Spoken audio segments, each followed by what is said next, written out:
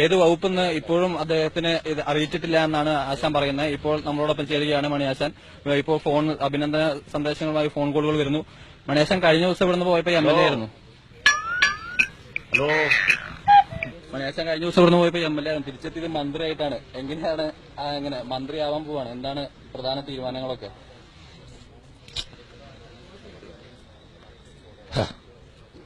Hello, ആശാനെ എങ്ങനെയാണ് മന്ത്രിയായിട്ട് ഇപ്പൊ ചുമതലയേൽക്കുന്നു? നാളെ സത്യപ്രതിജ്ഞ. എങ്ങനെയാണ് ആ ഫീലിംഗ്? എങ്ങനെയാണ്? ഞാൻ നോക്ക്. ഏത് വകുപ്പാണെന്തെങ്കിലും തീരുമാനമായിട്ടുണ്ടോ? ഹലോ, വണക്കം. വണക്കം.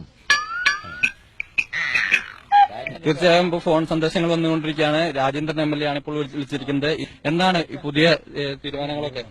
ആൾക്കാരൊക്കെ വന്ന് നിവേദനമൊക്കെ തരുന്നു. വൈദ്യുതി മന്ത്രിയാണെന്നൊക്കെ അവര്. വൈദ്യുതി മന്ത്രിയാണെന്ന് ആര് പറഞ്ഞു? അപ്പൊ ഏത് വകുപ്പായാലും ഒരു വഴി നോക്കാനുള്ള പരിപാടിയാണ്. ഇല്ല. പ്രത്യേകിച്ചും ഇപ്പോ നിലവില് തിരുവനന്തപുരത്ത് പോയതിനു ശേഷം ഇവിടെ സെക്രട്ടേറിയറ്റ് അംഗമായിരുന്നു, കൂടാതെ കർഷക സംഘം പ്രസിഡന്റ് ഒക്കെയായിരുന്നു. അപ്പൊ പ്രധാനമായിട്ടും ഇവിടുത്തെ കാർഷിക പ്രശ്നങ്ങൾക്കായിരിക്കും പരിഹാരം കാണാനുള്ള പ്രധാന ദൌത്യം. കാർഷിക പ്രശ്നമുണ്ട്. പിന്നെ ഏത് വകുപ്പാണോ ആ വകുപ്പിനകത്തെ പ്രശ്നം നോക്കണ്ടേ? അവിടുത്തെ കാര്യങ്ങൾ എങ്ങനെയായിരിക്കും? നാളെ തന്നെ തിരിച്ചു വരിക എങ്ങനെ?